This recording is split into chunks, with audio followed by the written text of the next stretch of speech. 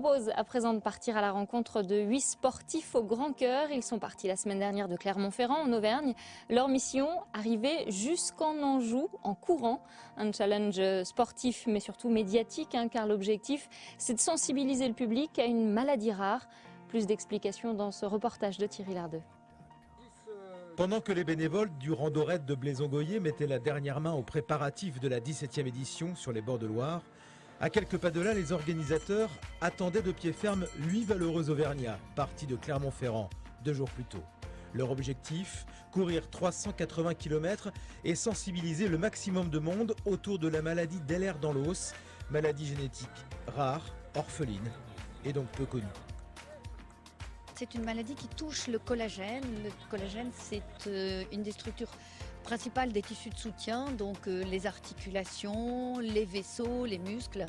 Donc il y a 2 formes. La forme articulaire, ce sont des gens qui sont très souples, très laxes, qui font des luxations, qui sont très fatigables.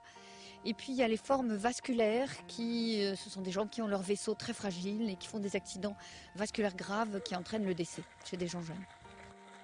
Après 2 jours de relais et d'efforts, les 8 raiders sont arrivés à Blaison, un moment de partage et d'émotion.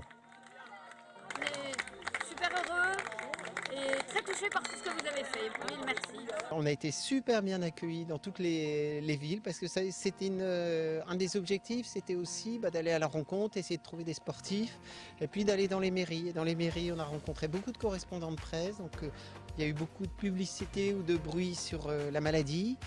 On en a parlé autour de nous.